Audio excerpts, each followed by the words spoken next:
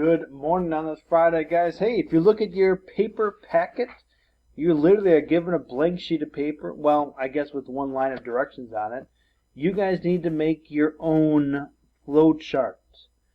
Please remember a few of the tips. It has to be in order. And to be honest, less is more. Pictures and simple words help out a lot. Now, I know if you're, again, teaching somebody how to do something really complex and things like building a space shuttle, you might need a few words in there. But I'm asking you to keep it simple. I'm asking you to pick something that you can teach somebody to do a lot like yesterday. But again, you're coming up with this on your own now. So, short and sweet, just a few words, nice pictures. Not very good flow chart here. Way too much information, way too much going on. No 1, 2, 3, 4, no lines to follow, none of that. Way too hard. This one, though, again, is an example of a good flow chart. Tells you exactly what to do.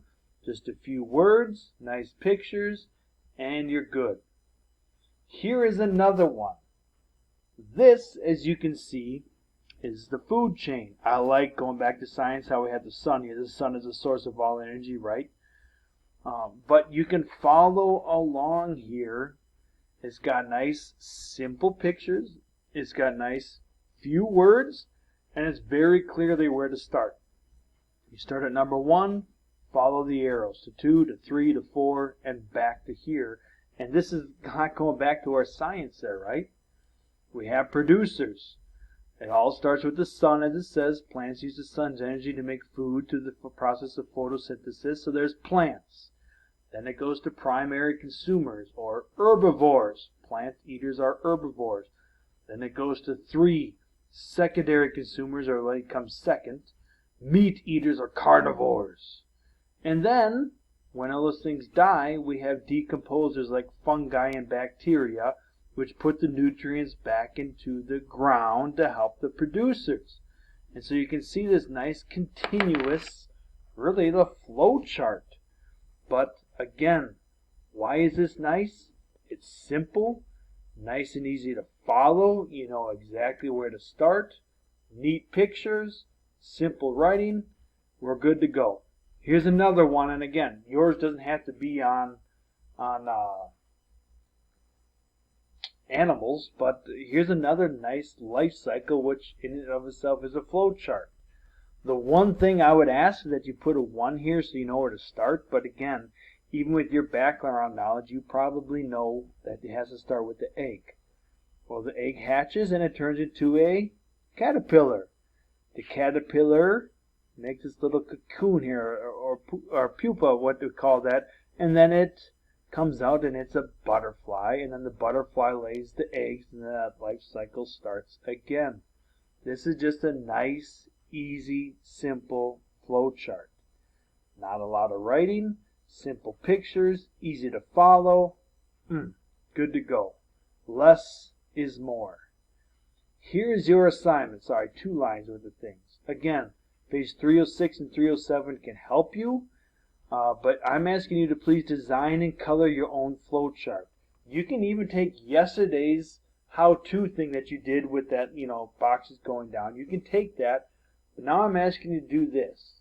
And I'm asking you to make it designed well with 1, is it easy to follow? 2, is it simple, but also gives a lot of information, just like the life cycle of a butterfly, right? And 3, is it follow in order? This is something very literally that I could take from you guys and go take to the kindergarten class and say, here's how to do this. And no, more words aren't going to help kindergartners. Keeping it simple, keeping it clear, keeping it very, very specific will. Again, if you're thinking of something so complex of making macaroni and cheese, follow these 3 simple directions on the box, and you'll get macaroni and cheese.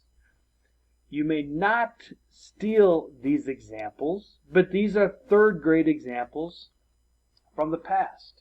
Okay, you can clearly tell this is how to grow flowers. Look at this. Not a single word, but you can follow exactly what to do. You get some seeds, you plant them, you water them, you let the sun do its magic, and you get the pretty little flowers, right? You can figure that out, and I bet you a kindergartner could take that and figure out exactly what to do without a single word. That's a good flow chart, and you can see that the teacher, whoever that was, also thought it was a good flow chart. Here's another one.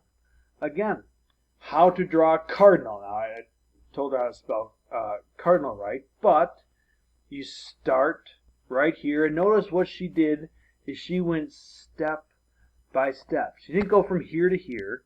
She started with the beak, and then we did, the little top of the head there, then kind of the neck, and then a little part of the neck, then the next part, and then a little bit more, then a little bit more. And to be honest, what she could have done is even had another step or two in here. But as you can see, you can follow the lines, and you can understand exactly what to do step by step. That's what makes a good flow chart. Now, I know both of these third grade examples from the past do not have words. You can have words if you wish, but I almost want to challenge yourself to, again, make sure that you're making it concise and clear with few words. Let the pictures do the talking. Let the flow chart do its thing, which is making it clear what to do on each step. Again, your assignment is basically to think of whatever you want. It could be to plant something, it could be to draw something, it could be to cook something, but you need to design and color your own flow chart right here. It could be a nice circular one, it could be one where the arrows are going like this. Really not a right or wrong way to do a flow chart, as long as it's in order, as long as it's clear, as long as it's neat. I hope you guys have fun with this. Last assignment for social studies for this week. Have a wonderful day as you praise your Savior, and have a wonderful weekend as you praise your Savior as well.